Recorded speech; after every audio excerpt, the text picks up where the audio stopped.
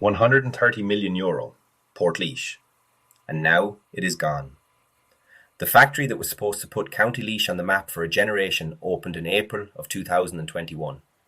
It was state-of-the-art, farmer-grade walls, 5 hectares of land, production capacity of 45,000 tonnes of cheese a year. 132 people went to work there every morning, and on the 8th of April 2026 it went on sale. Guide price €12 million. That is not a typo. €130 million built it.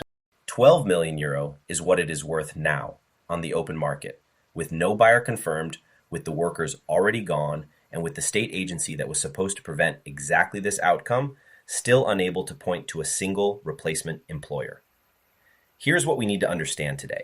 First, how does a country spend €130 million on a factory, open it, and watch it close in 5 years, and then stand in the Dáil and say it is working really hard on a solution?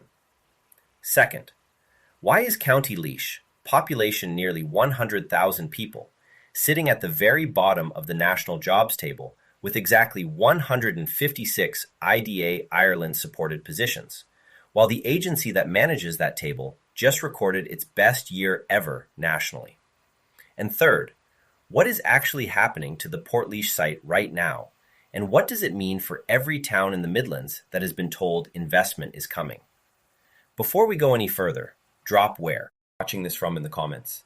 Are you in Laois, somewhere else in the Midlands, or watching from further afield? And tell me how much time you have right now. Are you on a short break, or are you settling in for the full picture? I find it genuinely useful to know the geography of who actually watches this channel. Now, back to Portlaoise. Because the people who are not talking about this loudly enough are the people who should be. When Lepino Foods announced in August of 2025 that it would cease manufacturing at Portlaoise, the language was careful and corporate. The decision was, they said, difficult but necessary. It followed, they said, a comprehensive evaluation of all possible options.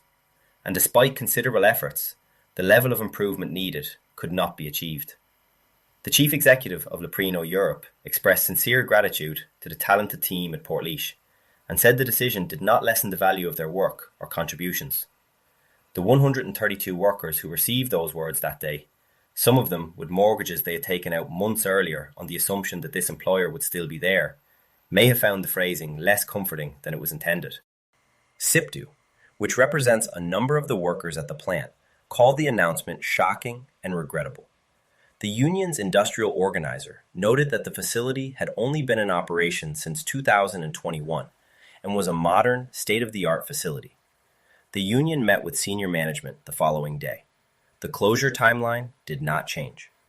Local politicians reacted with the language that local politicians use when they have no leverage.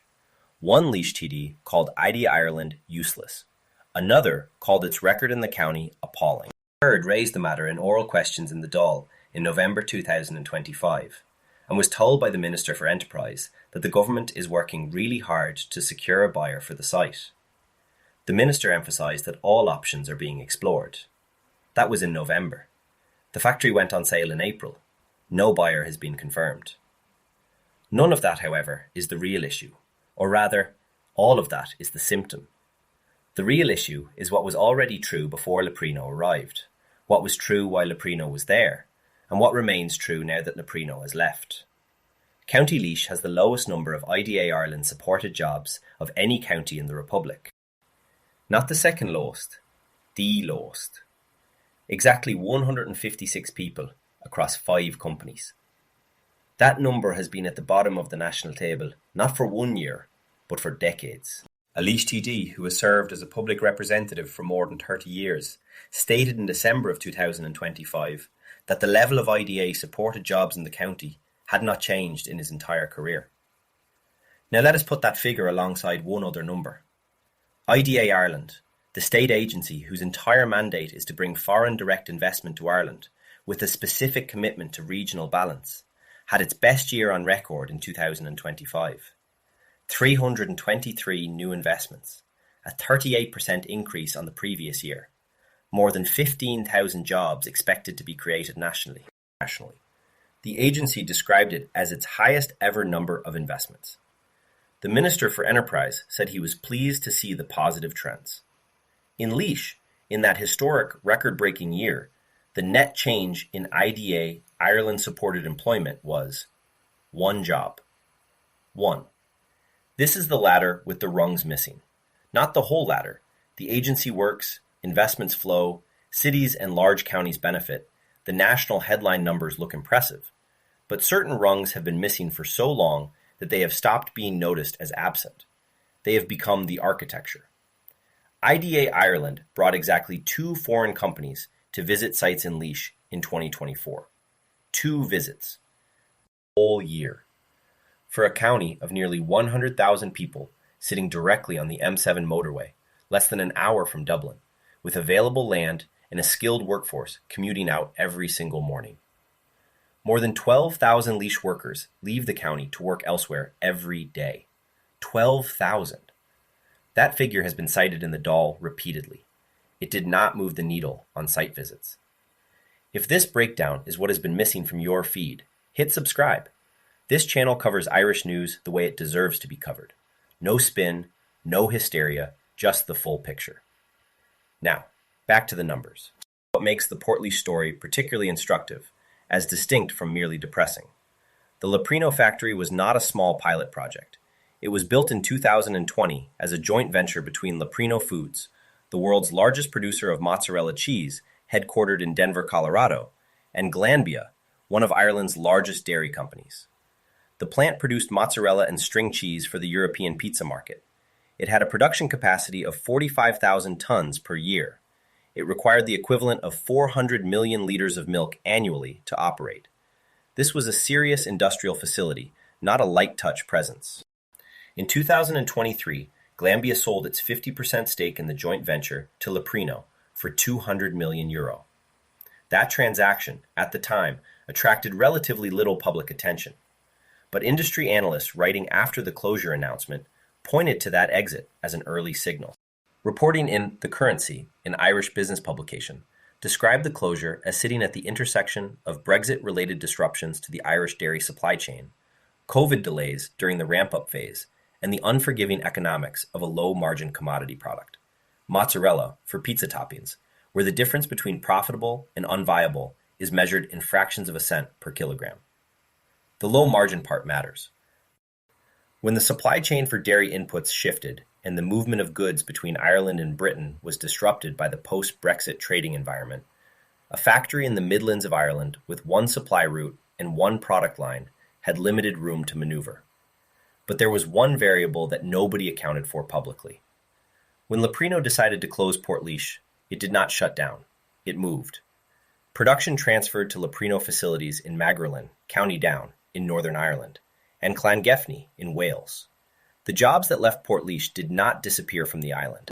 A portion of them relocated across the border to a Leprino plant that was already operating on the same island of Ireland.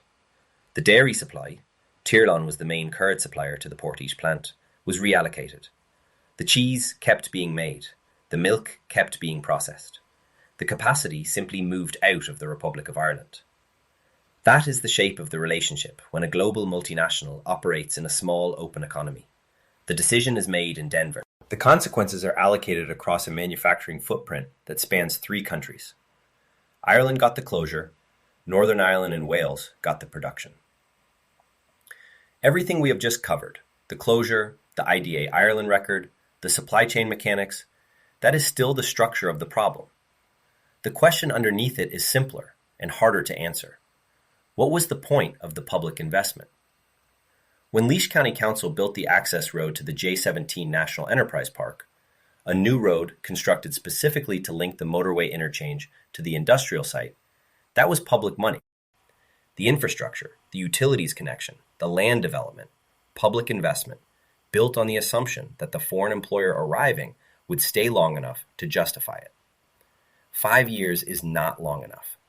The Portlaoise plant now sits on that publicly funded infrastructure, listed through Colliers International, 13,132 square meters of pharma-grade food processing space on 5 hectares at a guide price of €12 million.